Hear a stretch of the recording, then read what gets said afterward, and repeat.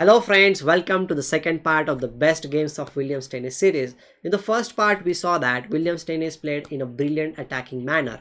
Well, that tournament was his first international tournament, and after that tournament, many things changed in his play because he started playing in England, and in England, the players used to play in a different style, not like Anderson or Morphy. They used to play in a positional style, and that changed a lot because William Steinitz, as I mentioned, he was a very deep researcher and a thinker, and he studied chess very deeply, and he understood that there was a little bit different in English players, and he started adopting their style. Well, after adopting their style, then he was just, you can say, like uncontrollable for anyone in the England, because he was just winning matches after matches, and he became the one of the top 5 players in the world. And English Federation decided that there should be a match between Anderson and William Steinitz, because Paul Morphy already retired at that time, and the match will be played until one player wins 8 games in that match, and then he will be declared as the champion. Obviously the draws will not be counted, and they started the match one after another. Every player was winning the games, and at one point after 12 games they reached at 6-6, and they played their 13th match. Well, this match was very important in the history of chess because it showed the true character of William Steinitz, that was the positional character, and the Positional Chess School started from this game. You can say that the Anderson's romantic era ended with this game, and we will see what really happened. Before we start, I will just tell you that Anderson in this game played a very small inaccurate move on one side of the board, that is on the king side. He plays his pawn to the h3, and after that William Steinitz prepares a very nice plan, and he explored that weaknesses, and that weakness was exploited by pushing his pawn. Well, I will not reveal everything right now. Let's look at the game and find out what happened in this game, why this game is so much important in the history of chess. In this game, Anderson was white, William Steinitz was black. It was played in London, 1866. The game started with e4. Black played e5, knight to the f3, knight to the c6, now bishop to the b5. And here black played knight to the f6. Obviously, at that time, Berlin and all such openings were not invented. White plays d3, supporting the pawn on e4. Well, black also played d6, supporting the pawn on e5. And Anderson at that time believed that the knights are much more stronger than the bishop. That's why he played bishop into c6. There is another idea, is that he thought like, okay, after this exchange, the pawns on the c file will be doubled, and it will benefit him in that position. Well, here after this move, actually he played one inaccurate move. He thought that, as I told you, he wanted to save his knight. That's why he played h3, so that he can stop this bishop from coming on the g4 square, and there will not be any threat in that case. But as we know now, that whenever we play such kind of flank moves, we weaken our king side, or the side wherever we play, like h3 or a3. These are like the coffee house moves, we can say, because we are creating some kind of a hook in this position, because h3 is a hook where black will be able to put pressure, maybe with bishop to the d7, queen c8, or maybe we will be pushing the pawns on the king side. So this kind of move should be avoided. You should play this kind of move only if it's necessary in the position. And now William Steinitz understood this thing, and he played g6. His idea is to play bishop to the g7, playing in the style of King's Indian, and he is going to push his pawn on the king side. After this, white plays knight to the c3, bishop to the g7, castles. Well, both the sides have castled in this position, and white plays bishop to the g5. After bishop to the g5, he wants to pin this knight, but okay, black plays h6, trying to provoke this bishop to capture on f6, but okay, he did not go for it. He played bishop to the e3. And here in this position, Steinitz was already making his mind that he wants to play on the king side, but he also understood this thing: whenever you want to attack on any flank of the board, first of all you should close down the center. You might ask me why. Well, it's like, if your opponent is like trying to create some counterplay on any side of the board, if the center is closed, then he cannot bring his pieces from one side of the board to the other side of the board. Okay, that's why c5 is important. Like if the center is closed, then he cannot create any counterplay. And another move, which another point which I told you, if the pieces are there on the queen side, they cannot come on the king side, and that is what Steinitz wants in this position. He wants to create his own counter attacking chances, his own attack on the king side. So okay, white plays rook to the b1, trying to create his own chances with d4. Okay, he just neglects that thing. He plays knight to the e8, b4 was played, then c into b4, rook into b4, and now again Steinitz plays c5. It's very important to control the central breakthrough. And here, okay, white should have played something like rook to the b2 or rook to the b3, trying to keep this rook on the b file, which is the open file. But he plays rook to the a4. This is a little bit inaccurate move. He wants to attack the pawn on a7, but it is not that much helpful because black plays bishop to the d7, which he was already planning in the position. And now rook doesn't have any good squares. He moves to the a3 square, and now black plays his planned move, that is f5. He already started his like pawn storm on the king side. Here white plays queen to the b1, and now king to the h8, getting away from this check and this diagonal. That is more important. White plays queen to the b7, attacking the pawn on a7. Obviously we will push the pawn, and Steinitz plays a5. White plays rook to the b1. Well, he wants to control the b file, we can understand this thing. But instead of playing that move, he should have played something like rook to the b3, because this rook on a3 was not playing that much good role. Because as he played rook to the b1 in the position, Steinitz was very quick and he plays a4. Now this rook on a3 is little bit cramped. It is not having any good squares. Well, in this position, if he wants to bring the rook in the game, the only chance for him is to centralize the knight.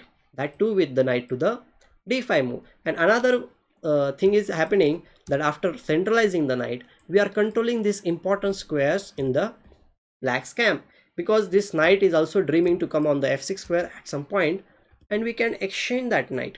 Okay, so knight d5 was actually a good move in this position, but he plays queen to the d5.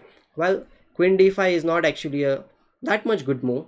Here Steinitz plays queen to the c8, preparing some battery, you can say, on the h3 square. And here white plays rook to the b6, trying to create his own counterplay with maybe the threat of rook into d6 in this position. Well, what to do in this position? Should you play f4, g5, this kind of moves, or you should wait and understand that in this position you might be needing one more piece for the attack?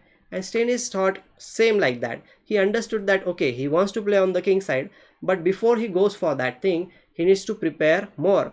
He thought like rook a7 is a good move, because now rook will be ready to come in the game at any point of the time. Okay, rook a7 is, that's why, a very important move. Here white understood this thing and he plays king to the h2, trying to protect his pawns on the central, like on the h3 and g2. And black plays f4, the bishop goes back, and now obviously what will you play? g5. Here your idea will be in future to play h5 and g4 in this position, and white plays queen to the c4. Here, as I mentioned, you want to play h5 and g4, but the g5 pawn is a little bit weak in that case, so he plays queen to the d8, attacking the rook on b6 as well as protecting the pawn on g5 with the threat of h5. Well, in this position what would you play? Because black is ready to launch his kingside pawn storm very quickly. Well, you should not just be demotivated or something like that. You should also try to create your own counter chances, and that's why in this position knight d5 was actually a very necessary move, protecting the rook on b6 as well as controlling these important squares. I'll show you why. Let's suppose black plays h5 in this position, then you can play rook to the a6, attacking this rook.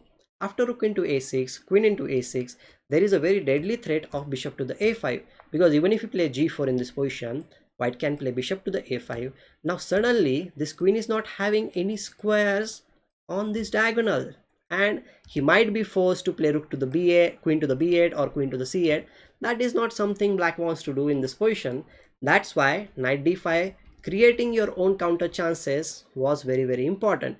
But okay, alas, Anderssen plays rook to the b1 in this position, and Steinitz plays knight to the f6, bringing the knight in the game quite quickly because it was necessary. Here Anderssen understood that okay, he is coming under a lot of pressure on the king side, and he needs to run away with his king. So he plays king to the g1 in this position. And now what would you play? Obviously knight to the h7 with the idea of h5 and g4, because now you have protected the g5 pawn very adequately. And after this, white played king to the g1 f1, then h5 was played. Okay, here again white needs to create his own counterplay, so knight to the b5 was actually a necessary move. Well, another thing is that you cannot really capture the pawn on a4 because there is a very simple trap, that is queen to the e8, and now the rook on a3, which is undefended, will be lost, or the piece on a4 will be lost because there is a huge pin on this file. So a4 pawn is actually prevented. Knight b5 was actually a good move to create your own counter chances, because now for attacking the rook, let's suppose the rook moves somewhere like maybe to the a6 square, then you can play here in this position, because the pawn on d6 was hanging, you can play knight to the c7, attacking the rook on a6, rook a7, and then knight to the e6 is actually a good move. And now black must give up this bishop and white will be able to defend his position. But okay, he did not go for such things. He played a very passive move, that is knight to the g1, and after knight g1 the position just collapsed. After g4 move, black achieved whatever he wanted to achieve in the position. He started this plan of action that he wants to attack the h3 pawn with the move of g6. That was his first move, and slowly and gradually he improved his position by improving small things in the position. He did not hurry for his attack. If you pay attention to this game, you will see that okay, there was no hurry from black side. He just kept on improving his position. Okay, after h into g4, white played f3, and now it's time to bring the pieces towards the king side. He plays queen to the h4, knight to the d1, and look at these pieces on the king side. All these heavy pieces are just like the spectators in the game.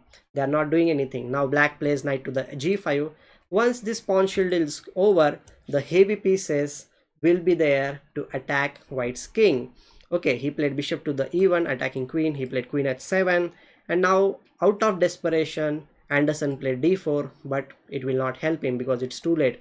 After g into f3, Steinitz plays another good move, that is knight to the h3. Well, why is he playing knight to the h3? He understood this thing that in this position the knight on g1 is very important, because knight on g1 is the main defender, and if you remove your opponent's main defender, then his defense will collapse. And that's what happened in the game. After bishop to the f2, knight into g1, even if you play bishop into g1 in this position, the position will not be that much good, because after c into d4, this bishop is completely blocked, the knight is not having any good squares, this rook, everything is bad, and we are just coming with bishop to the h3, queen is also ready to come, and white is just completely paralyzed, you can say. Okay, out of desperation he plays d into c5, but the game gets over after queen to the h3 check. Okay, he cannot even capture king to the g1 in this position, because we can simply play bishop to the f6 and the rook will come to the g8 square, and this king will be checkmated very soon. He plays after queen h3, king to the e1, and after this knight into f3, rook into f3, queen into f3, the game is just about to get over. They played on for some moves, but that is not so important. After knight to the c3, d into c5, bishop into c5, rook to the c7, knight to the d5, he gives up his rook with rook into c5, because after queen into e4, white is just losing. After king to the f2, rook to the c8, knight to the c1, black plays queen to the e3, exchanging the queens, and here Anderssen just resigned. So you can say that the romantic era just got the big blow by the positional master, that is William Steinitz, and this was the epic moment in the history of chess, because after this William Steinitz just dominated the chess world, and this was everything happened because of this thing, and he developed the Positional Chess School, because of whom we are so grateful. So I hope you enjoyed this slow and steady game which William Steinitz played, and if you are not subscribed to my channel till now, do subscribe. We will be meeting with interesting stuff, interesting content in the next lectures. So thank you for watching the video. See you next time.